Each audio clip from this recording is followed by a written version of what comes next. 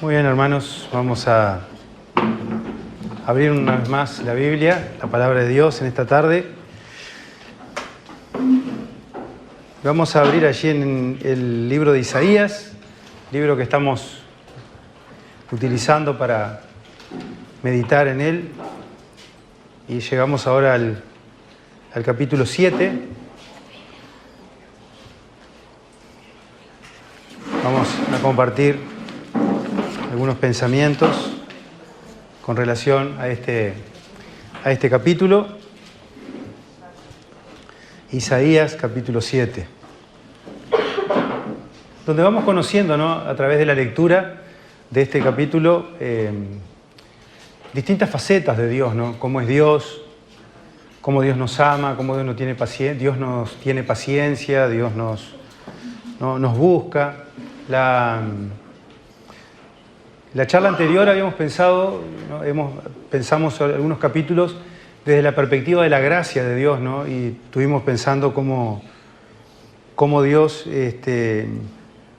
quiere tener relaciones. En el capítulo 6 vimos cómo Dios quiere tener relaciones profundas con nosotros, ¿no? Ese Dios que a veces parece que no es tan evidente, pero que en realidad lo que hace es, o lo que desea y lo que anhela es relacionarse, mejor dicho, profundamente con nosotros. Primero para salvación, ¿no? Cuando no lo conocemos como Salvador, mostrarnos la necesidad de ser salvos. Y luego que somos sus hijos, Dios anhela, ¿verdad?, que tengamos plena comunión con Él y que vivamos vidas fructíferas, como también pensamos en el capítulo 5, ¿verdad? Cómo Dios había preparado todo para que Israel, su pueblo terrenal, pudiera fructificar, y se encontró con esa realidad, ¿no? Y así también en nuestra vida, porque es la realidad humana, ¿no? La Biblia nos cuenta esa relación de Dios con el hombre, ¿no? O cómo el hombre se va relacionando con Dios y Dios con el hombre.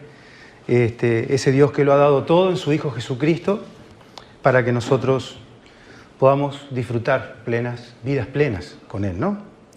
Entonces, en este capítulo 7 cuenta un poco la historia de un rey que estaba gobernando en este momento. Recuerden que Israel estaba dividido. El pueblo de Israel lamentablemente se dividió en dos reinos, para tristeza de Dios, ¿no? Este pueblo que debería estar unido se había dividido en dos reinos, el reino del norte y el reino del sur, que estaba representado básicamente por Judá, la tribu de Judá. La capital era Jerusalén. Y Isaías le tocó, este profeta, predicar en ese entorno, ¿no? Y bueno, y el profeta sigue ahí hablando al pueblo de parte de Dios, y ahora le toca hablar a Acaz, a este rey que estaba gobernando sobre justamente Judá, sobre Jerusalén. Entonces, ¿cuál era la situación? Simplemente para ponernos un poquito en contexto, ¿cuál era la situación? Bueno, Judá y Jerusalén, ¿no? La ciudad de Jerusalén y la tribu de Judá, pero específicamente la ciudad de Jerusalén, estaba pronta para ser atacada por una alianza que se habían hecho entre el reino del norte, que acá en la Biblia aparece como Efraín, pero al reino del norte, que se le llamaba Israel, también la Biblia a veces le llama Efraín. Cuando ustedes lean Efraín, está haciendo referencia al reino del norte, a las 11 tribus restantes, digamos, ¿no? Que estaban gobernadas por otro rey. Y se habían confabulado Israel con otros reyes, con los sirios, para atacar justamente al rey Acaz y atacar Jerusalén y tomar el reinado. Entonces, en toda esa situación, en todos esos conflictos, ¿no?, yo me pongo en la cabeza de Dios, ¿no? Dios haciendo todo para el bien de la humanidad, y acá abajo un desastre, ¿no? Era un desastre aquello, ¿no? Era su pueblo, el pueblo de Dios, y Dios estaba allí. Pero Dios siempre viene a nuestro encuentro, eso es lo maravilloso. Uno se maravilla de la Biblia, porque la Biblia nos revela el Dios de Israel, el Dios que nosotros conocemos, que se revela en la Biblia, el Dios verdadero, el Dios de Jesús, aquel Dios al que el Señor Jesús nos enseñó a reconocerlo como Padre. Él vino a mostrar el Padre. Este Dios es maravilloso, ¿no? Porque es ese Dios que nos busca y que justamente una y otra vez está como tirándonos voy a usar una expresión común, como piolas, ¿no? Como se dice vulgarmente, ¿no? Nos está tirando posibilidades para que nosotros podamos confiar en Él. El asunto siempre está en nosotros, que a veces no queremos confiar en el Señor y preferimos confiar en otros, o en nuestra propia sabiduría, nuestra propia confianza, o en otros hombres, ¿no? Y acá el rey Acaz estaba ahí, en esa situación, nervioso porque iba a ser atacado, y entonces Dios no lo deja solo. Y aunque Acaz no era un rey temeroso de Dios, Dios no lo deja solo y le envía el mensaje del profeta. Entonces vamos a ver qué dice ahí, pensar brevemente en esta tarde con relación a eso. Dice el versículo 1 del capítulo 7. Aconteció en los días de Acaz, hijo de Jotam, hijo de Usías, rey de Judá, que Resín, rey de Siria, y Peca, hijo de Remalías, rey de Israel, subieron contra Jerusalén para combatirla, pero no la pudieron tomar. Es como un resumen de este capítulo. No la pudieron tomar. ¿Por qué razón será eso? ¿No? Podemos pensar. Si este es el encabezamiento, el titular del diario, ¿no?, que trae esta noticia, ¿por qué no la pudieron tomar? Bueno, porque Dios intervino ahí de una manera especial, como siempre lo hace Dios, para que esto no sucediera. Y vino la noticia, versículo 2, vino la noticia a la casa de David diciendo: Siria se ha confederado con Efraín, ¿ven?, con Israel, estos dos pueblos, Siria y Efraín, Israel, o sea, el resto del reino, y se le estremeció el corazón, y el corazón de su pueblo, como se estremecen los árboles del monte a causa del viento. Obviamente, ¿no? Cuando llegó la noticia de que el reino del norte con Siria estaban tramando esto, Jerusalén y Israel y el rey Acaz se estremecieron, ¿no?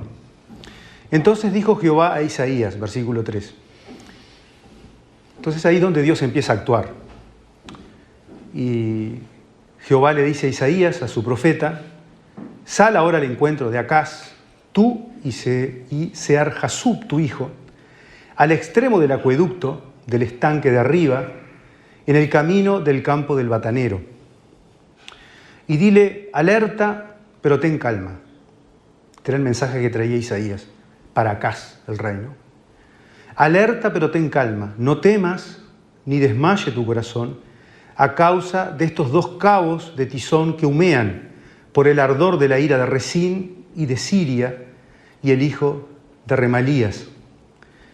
Ha maquinado tu ruina el sirio con Efraín y con el hijo de Remalías, diciendo: subamos contra Judá y hagámosla pedazos y repartámosla entre nosotros y pongamos en medio de ella por rey al hijo de Tabel. Versículo 7. Con todo, Jehová el Señor dice así: no se mantendrá ni será así. Así que fíjense que Isaías sale al encuentro del rey Acaz, cuando el rey Acaz dice que se va a las afueras de Jerusalén, a una zona ahí donde había un pozo de agua. Era muy importante en aquel entonces, como ustedes saben. Cuando había una invasión del ejército, una de las cuestiones más importantes es tener una reserva de agua, y sobre todo en aquellas épocas y en aquellos lugares, ¿no? Por lo tanto, el rey entró a mirar a ver cuál era la situación, y entre otras cuestiones, bueno, ver cuál era la situación de ese estanque, ¿no? Ahí en el acueducto, dice, al extremo del acueducto, versículo 3, del estanque de arriba, en el camino del batanero, del camino del campo del batanero. Este campo del batanero dice que era el lugar ahí en ese estanque, parece que la gente más pobre ahí, la que trabajaba con las tinciones de las telas y todo eso, ahí lavaban, ¿no? Era como una especie, un lugar tipo como un basurero, una cosa así, ¿no? Una cosa de desperdicios, pero ahí estaba ese pozo. Y el profeta viene con este mensaje, ¿no? Alerta, pero ten calma, no temas ni desmaye tu corazón a causa de estos dos cabos de tizón que humean por el ardor de la ira de Resín y de Siria y el hijo de Remalías. Y el versículo 7 dice: con todo, Jehová el Señor dice así: no se mantendrá ni será así. Porque la cabeza de Siria, versículo 8, es Damasco, y la cabeza de Resín, y la cabeza de Efraín es Samaria, y la cabeza de Samaria el hijo de Remalías.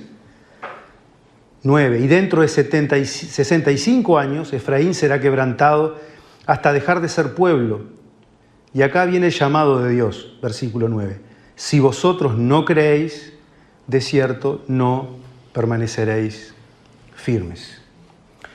Entonces, ¿cuál era el llamado que Dios le estaba haciendo, en síntesis, al pueblo de Israel, o en este caso al pueblo de Judá, y a través de su rey? Que tenían obviamente que confiar en el Señor, confiar en Él, ¿no? Y realmente el pueblo no estaba confiando en Dios. Como venimos viendo en todo el libro de Isaías, la situación espiritual de Israel era decadente, ¿no? Y entonces Dios le está hablando a este rey. Pero lo interesante es que este rey sigue duro de corazón, ¿no? Y es maravilloso cómo Dios, yo pensaba, ¿no? Dios una y otra vez nos habla a nosotros, como dice la Biblia, de distintas maneras, y a veces nosotros no queremos escuchar a Dios.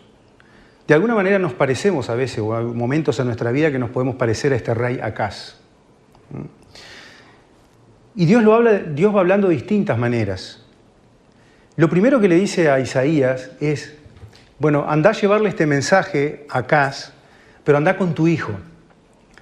Isaías había tenido un hijo y le había puesto un nombre. Ese hijo, un nombre especial puesto por Dios. Y el hijo de Isaías se llamaba, un nombre medio raro, ¿no? Jear-Jasub. En el versículo 3 está eso. Ese nombre, Jear-Jasub, justamente, era un nombre profético, era un nombre que Dios le había puesto, le había mandado a Isaías que le pusiera a su hijo, con un propósito de que el propio hijo, el nombre del propio hijo, le recordara a Acaz lo que es Dios y lo que Dios estaba esperando de él. Y el futuro incluso de Israel, la promesa que Dios tenía para Israel. Porque el nombre del hijo de Isaías, Jear-Jasub, significa un resto volverá, o un resto se convertirá. ¿Se acuerdan que en el capítulo 6 terminamos hablando de que justamente iba a haber, ¿no?, un remanente de Israel que se iba a convertir? Y Dios estaba hablando a través del hijo del profeta Isaías a Acaz y al pueblo para que realmente reflexionaran acerca de esta promesa preciosa que le estaba haciendo, que un día Dios iba a, digamos, restaurar todo Israel. Pero eso se podía hacer incluso en ese mismo momento, si todo el pueblo de Israel volvía su corazón al Señor. Pero realmente el rey y la situación espiritual de Israel no estaban en esas condiciones. Y el rey no escuchó, digamos, o no se dio cuenta, o no percibió, o no quiso percibir que en el nombre de ese hijo, del profeta Isaías, había una promesa para él y una promesa para el pueblo de Israel. Así que ven que acá Dios va dando distintas señales, Dios va hablando de distintas maneras. Me hizo acordar esto, lo que dice en Hebreos, ¿no? Dios, habiendo hablado durante mucho tiempo y de distintas maneras a los hombres, ¿no?, por los profetas, en estos últimos tiempos, o en este último tiempo, Dios nos ha hablado ¿por quién? Por el Hijo, por el Señor Jesucristo. La última palabra, la gran señal que Dios le ha dado a la humanidad es Cristo, su Hijo. Y después de Cristo Dios ya no puede hacer más nada, porque Dios lo dio todo en Jesucristo, su Hijo. Y en Cristo Dios está ofreciendo fundamentalmente, o para eso vino Cristo, ¿no? O sea, el mensaje de Cristo y del Evangelio es la salvación de nuestra alma y la vida, la reconciliación con Dios, ¿no? Pero es tremendo cómo Dios va hablando a estos hombres de una y otra manera, ¿no? Como que le va tirando ahí, ¿no?, le va tirando mensajes para ver si el pueblo reaccionaba, si el rey reaccionaba. Y el rey no reaccionó a este nombre. Por eso le dice a Isaías, bueno, anda con tu hijo, a ver si el rey, a ver tu hijo, puede darse cuenta que en el nombre de ese hijo, al nombrarlo, se daba cuenta de que ahí había una promesa para Israel. Pero obviamente que Acaz no se da cuenta, o no quiere darse cuenta, pero Dios le trae verbalmente por parte del profeta la palabra de que no iba a ser tomada Jerusalén, por lo menos en esa oportunidad.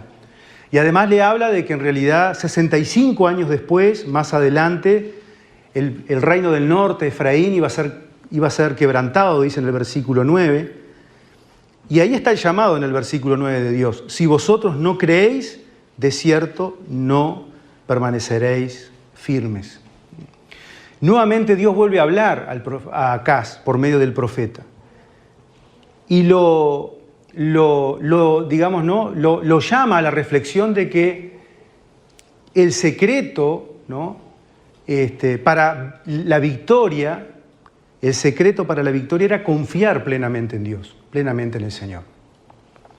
Y esto lo podemos traer a nuestra vida espiritual, ¿verdad? Porque muchas veces nosotros no confiamos plenamente en el Señor, o confiamos para algunas cosas, pero no somos capaces de descansar en el Señor en algunos aspectos de nuestra vida, ¿no? Cuando uno reflexiona, ¿no? Uno lee estos capítulos y uno dice, bueno, Señor, yo sé que soy capaz de confiar, o he confiado en ti para estos aspectos de mi vida, pero hay asuntos de mi vida que todavía no confío plenamente en ti. Pero lo bueno es que Dios nos sigue, ¿no? Dando. Hoy en día, bueno, tenemos la Biblia, la palabra de Dios, la revelación. Dios no nos va a mandar un profeta, así lo entendemos nosotros, porque la revelación de Dios ya está cumplida y terminada en la Biblia. Ahí tenemos el consejo de Dios y la palabra de Dios. Pero en este entonces Dios fue dando señales a este rey para que justamente el rey pudiera reaccionar y el pueblo pudiera reaccionar y creer y confiar plenamente en el Señor.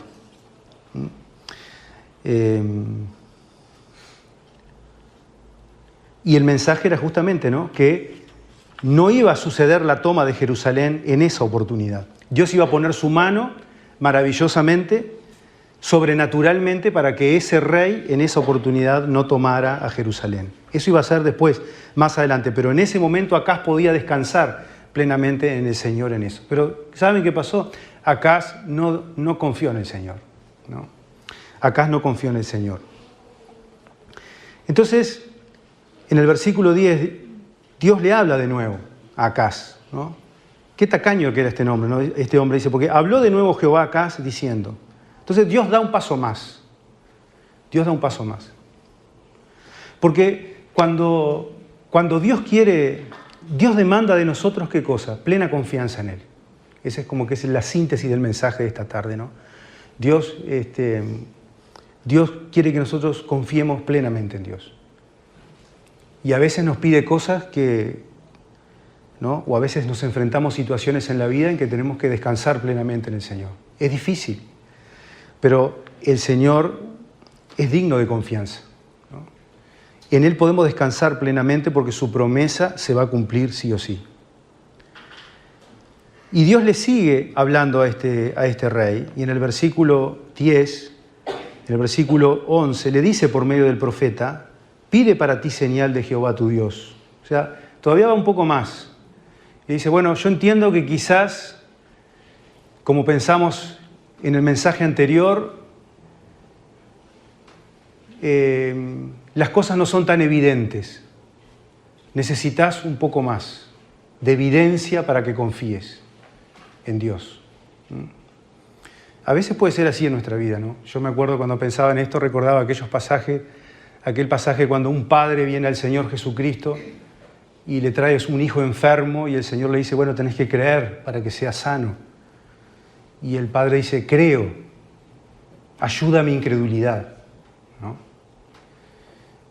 Porque Dios demanda, si queremos tener relaciones profundas con Dios y obtener, ¿no?, bendición profunda de Dios y grande de Dios, tenemos que descansar en Él, confiar plenamente en Él, ¿no? Y lo bueno es que Dios da evidencia, y a nosotros ahora por su palabra nos da evidencia de que Dios es fiel y que va a cumplir su palabra. Pero la fe, como dice algún teólogo por ahí, en algún punto, por más evidencia que tengamos, en algún punto la fe termina siendo un salto al vacío, ¿no? en algún punto uno tiene que soltarse y dejarse caer sabiendo que Dios que lo va a sostener, porque eso es la fe. Porque el creyente está llamado a andar por fe, no por vista en la vida, ¿no? Dice en Hebreos capítulo 11, ese texto, ¿no? Es imposible agradar a Dios, ¿no? O sin fe es imposible agradar a Dios, ¿no? Porque es necesario que el que cree, ¿no? El que se acerca a Dios crea que le hay, o que Él es, que Dios existe, y además dice que es galardonador de los que le buscan, ¿no? Todavía eso, ¿no? Dios premia esa confianza cuando descansamos plenamente en Él, en el aspecto de la vida que quizás tú necesites confiar, ¿no? Esto cada uno lo aplica para cada uno de nosotros.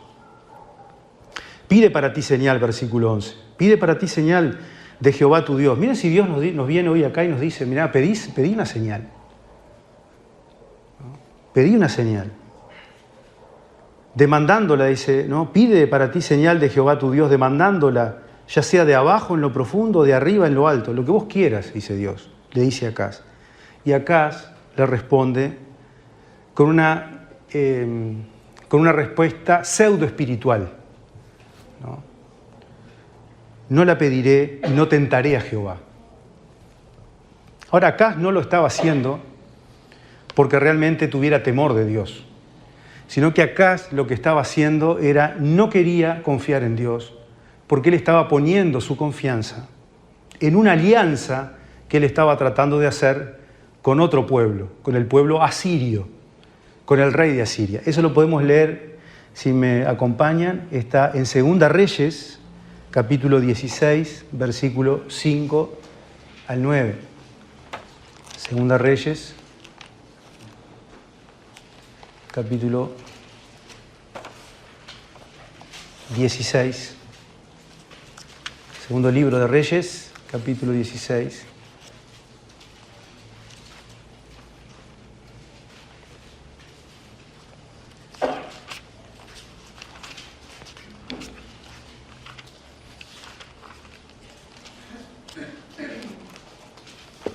Fíjense ahí, tanto en Reyes como en Crónicas aparece la historia de este rey.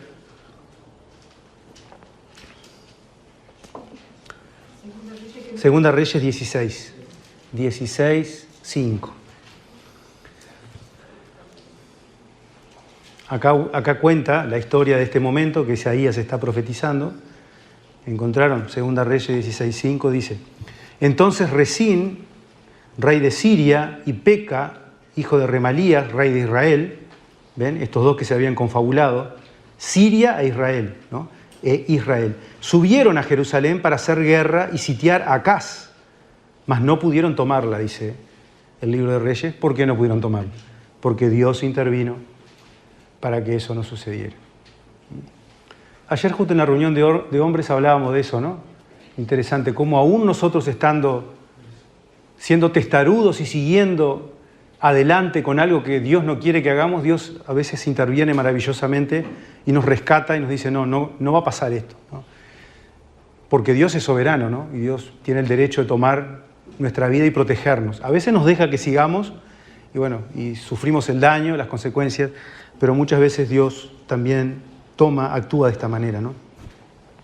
Entonces, versículo 6, en aquel tiempo el rey Edom recobró Elat para Edom y echó a Elat a los hombres de Judá, y los de Edom vinieron a Elat y habitaron allí hasta hoy.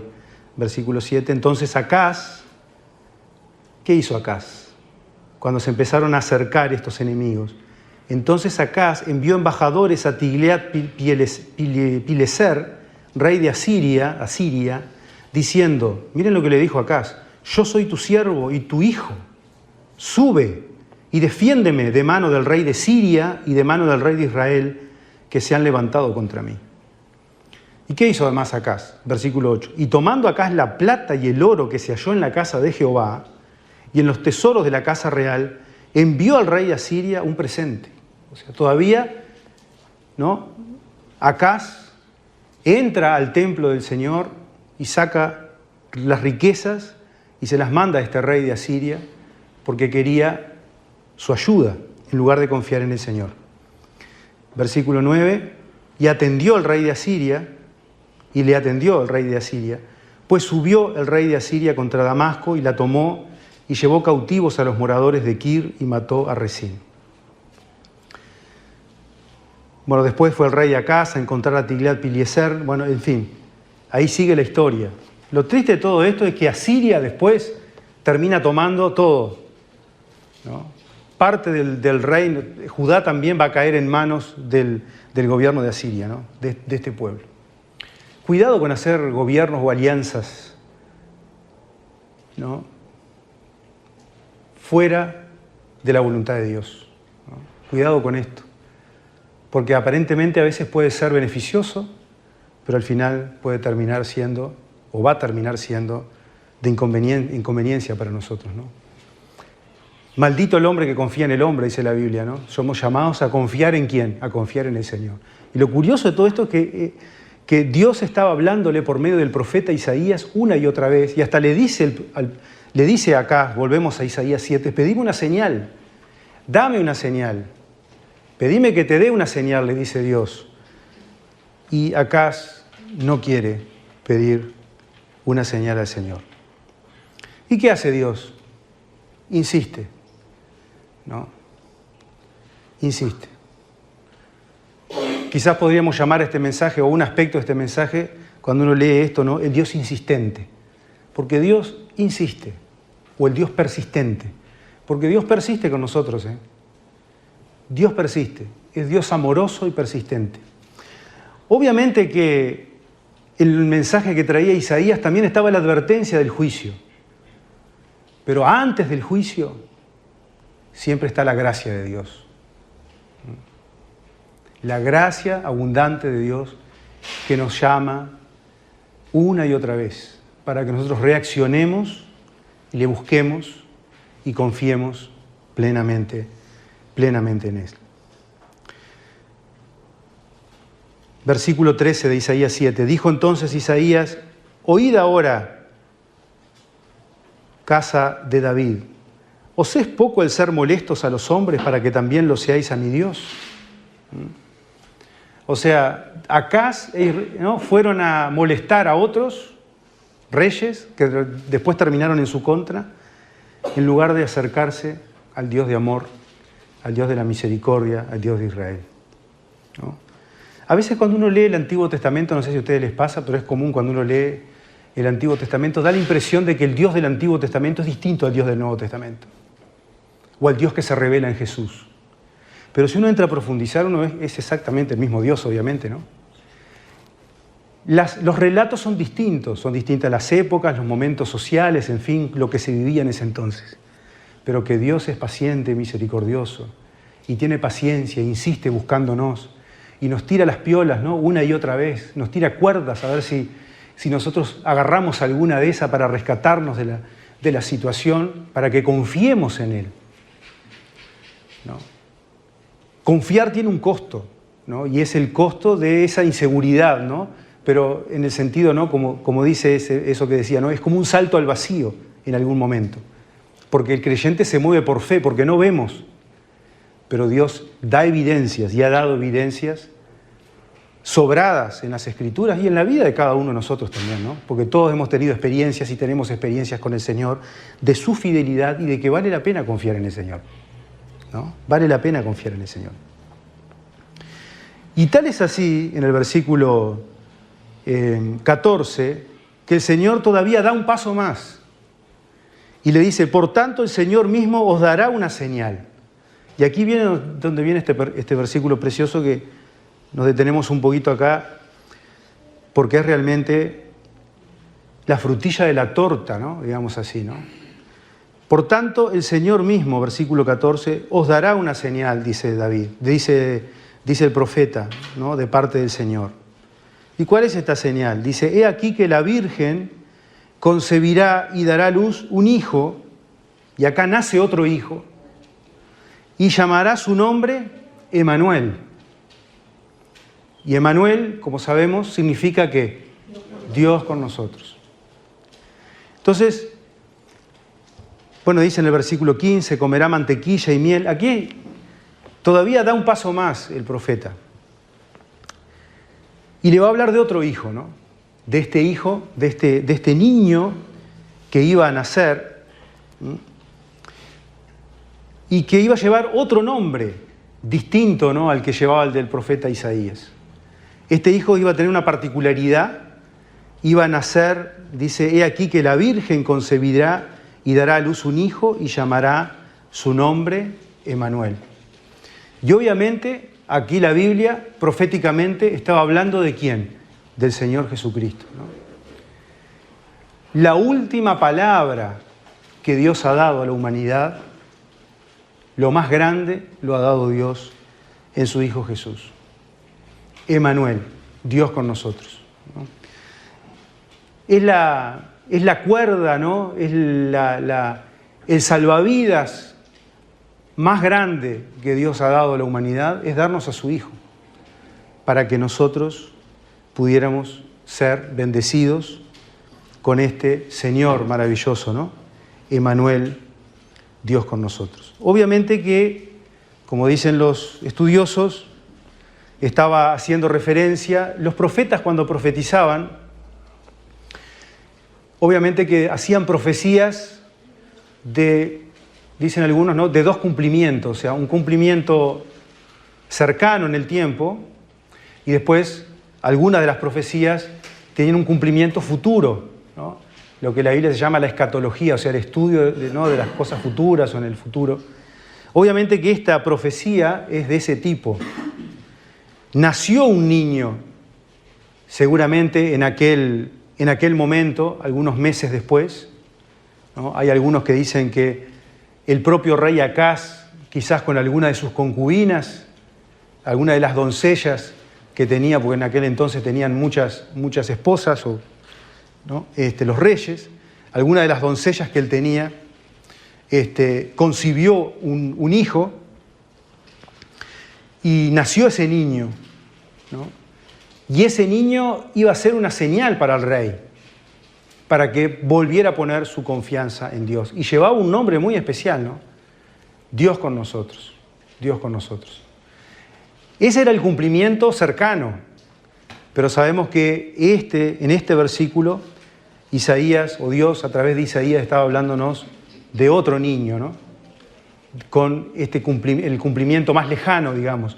Esto ocurrió alrededor de unos 750 años antes de Cristo, pero 700 años después iba a estar naciendo en Belén de Judá el Emmanuel nuestro, ¿no?, el Señor Jesucristo, Dios con nosotros. Y allí Dios iba a estar hablando a la humanidad, a todos nosotros, el mensaje más grande, ¿no?, que pudo haber hecho, o que se pudo haber hecho en todo el universo, ¿no? El hecho de que el Dios eterno, el Dios creador del universo, en la persona de su Hijo, nace virginalmente de María, la Virgen, y ese niño, que fue llamado Jesús, que significa el Salvador, es Dios con nosotros, Dios con nosotros. Y nosotros estamos sentados acá, hermanos, porque hemos confiado en este Señor, ¿no?, en el Dios con nosotros, en Emmanuel, ¿no? Y si hay alguna persona acá que aún no ha confiado en Cristo, Dios sigue hablando y tirando esas piolas, como decimos, ese mensaje una y otra vez. Ya no lo va a hacer con señales, porque la señal más grande ya fue dada. Jesús, el Señor Jesús, Dios con nosotros. Pero si aún alguien no confió en el Señor Jesucristo, qué bueno que pueda reflexionar que Dios envió a Jesús, su amado Hijo, como el Salvador del mundo, ¿no? Jesús, el Salvador del mundo, Dios con nosotros. Como se le dijo a José, Jesús va a ser llamado porque Él salvará a su pueblo de sus pecados. Y así en el Señor Jesús, entonces, tenemos a este Señor tremendo y maravilloso, ¿no? Así que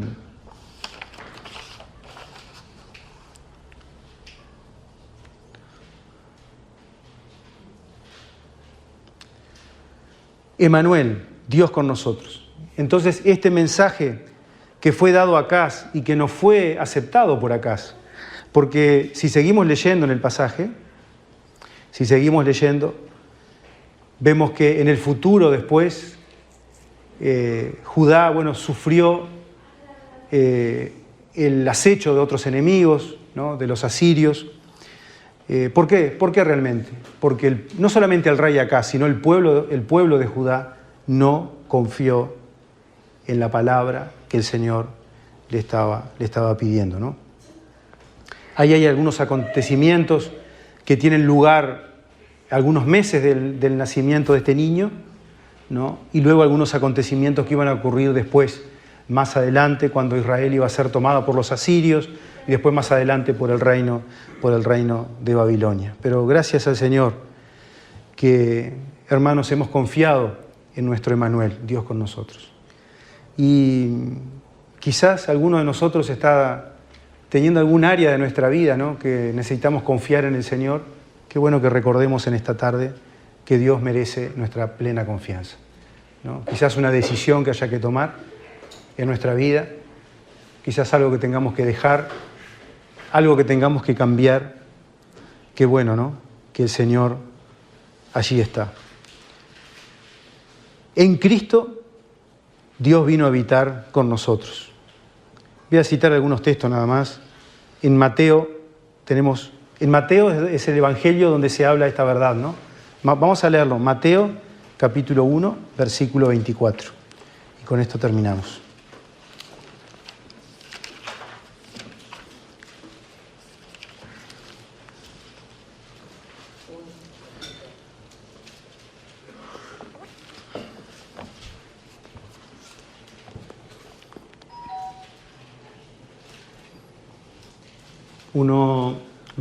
Vamos a leer 1:22.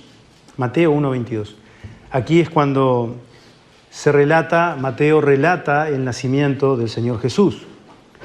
Todo esto aconteció, dice el versículo 22, para que se cumpliese lo dicho por el Señor por medio del profeta cuando dijo: He aquí que la Virgen concebirá y dará a luz un hijo y llamará su nombre Emmanuel, que traducido es Dios con nosotros. Y acá el evangelista Mateo toma, inspirado por Dios, el texto de Isaías y nos trae a luz esta verdad, que esa palabra que fue dicha 700 años atrás estaba hablando de este niño, ¿no?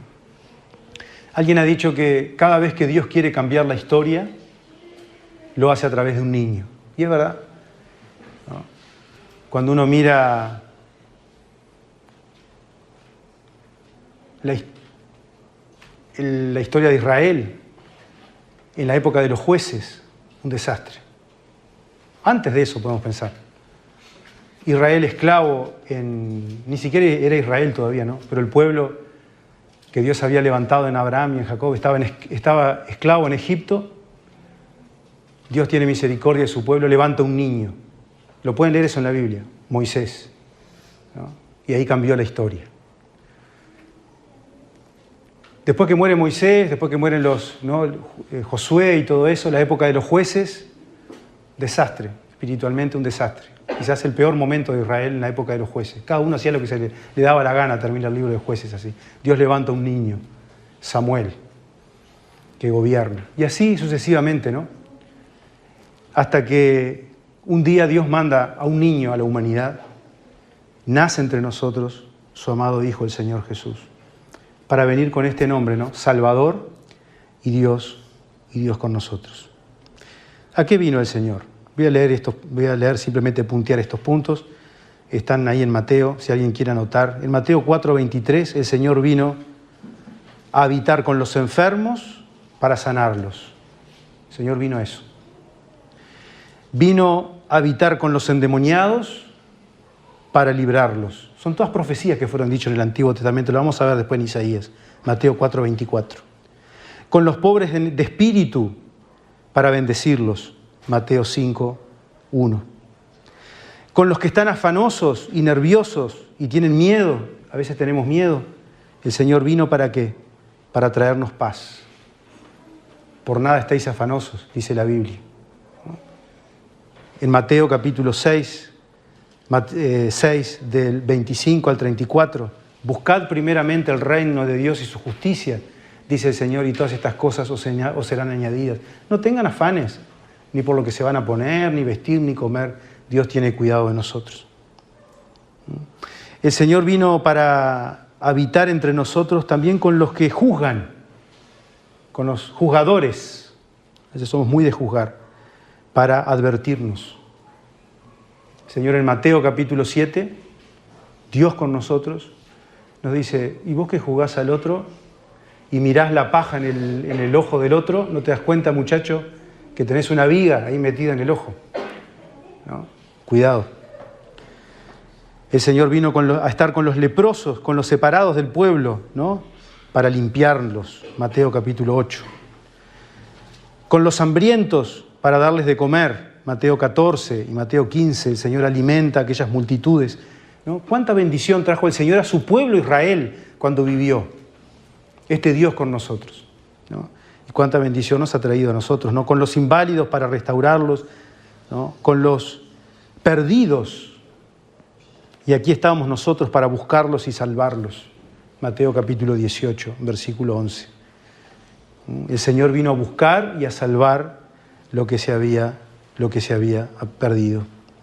Pero en 2 Corintios capítulo 5, versículo 19,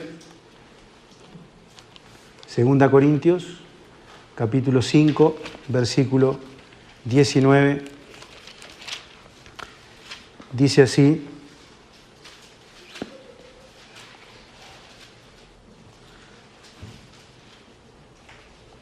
vamos a leer del 17, 2 Corintios 5, 17. De modo que si alguno está en Cristo, nueva criatura es. Las cosas viejas pasaron y aquí todas son hechas nuevas. Cuando estamos en Cristo, somos nueva criatura. Y todo proviene de Dios, versículo 18, quien nos reconcilió consigo mismo por medio de Cristo y nos dio el ministerio de la reconciliación. Versículo 19, a saber, que Dios estaba en Cristo reconciliando consigo al mundo, no tomándoles en cuenta a los hombres sus transgresiones, y nos encargó a nosotros, ¿no?, a los creyentes, la palabra de la reconciliación. Dios estaba en Cristo, en este Emmanuel, Dios con nosotros, reconciliándonos nuevamente con Dios a causa del pecado, ¿verdad?, que había hecho enemistad entre Dios y nosotros. El Emmanuel vino desde el cielo, como dice Romanos capítulo 5, versículo 1, todos podemos citar de memoria ese pasaje. Justificados pues por la fe, tenemos paz para con Dios por medio de nuestro Señor Jesucristo. Este Emmanuel vino a traernos paz con Dios, y solamente tenemos paz con Dios cuando tenemos el perdón de Dios, cuando somos justificados, hechos justos por la fe en el Señor Jesucristo. Pero en Jesucristo, y con esto leemos el último versículo, hermoso versículo de Romanos, capítulo 8, versículo 31. Este Dios maravilloso que una y otra vez nos habla y una y otra vez acude a nosotros para hacernos reaccionar, para que nosotros confiemos plenamente en Él, un día envió a su Hijo Jesucristo para que habitase como Dios con nosotros. Pero miren que lo que dice en Romanos 8:31, texto que todos conocemos. ¿Qué pues diremos a esto? Si Dios está por nosotros, ¿quién contra nosotros?, dice la Biblia. Qué bueno. Dios no solamente es Dios con nosotros, sino que se atreve a dar un paso más. Es maravilloso Dios, ¿no? Dios merece nuestra confianza plena, porque dice Dios por nosotros. Está Dios por nosotros. ¿Qué pues diremos a esto? Si Dios está por nosotros, ¿quién contra nosotros? De nuestro lado, en nosotros, como Padre amoroso que nos ama y nos busca. Que el Señor bendiga su palabra. Vamos a orar.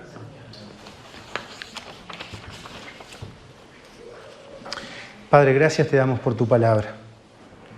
Gracias porque tú eres ese Dios buscador por excelencia, el Dios persistente, el Dios que una y otra vez nos está llamando a que nosotros confiemos plenamente en ti, Padre.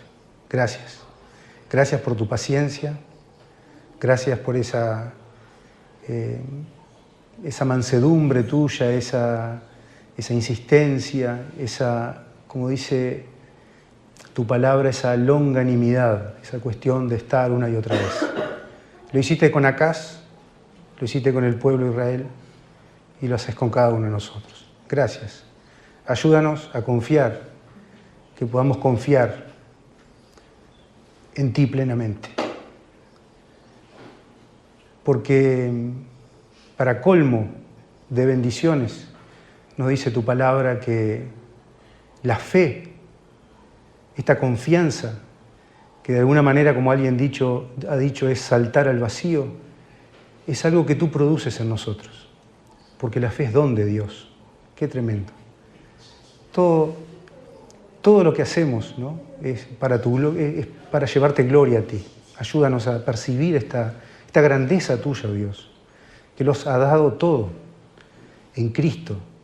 ¡Cuántas bendiciones! Ayúdanos a percibir esta verdad cada día en nuestra vida, que ese Emmanuel es Dios con nosotros y Dios por nosotros. Gracias. Bendícenos cada hermano, cada familia, por los que no han podido estar. También, Señor, que tú les bendigas.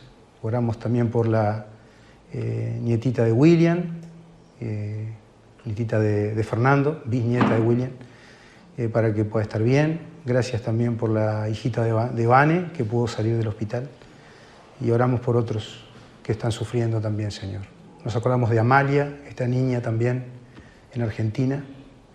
Gracias, que podemos confiar y acercarnos a ti de todo corazón. Bendícenos en el precioso nombre del Señor Jesús. Amén, Señor.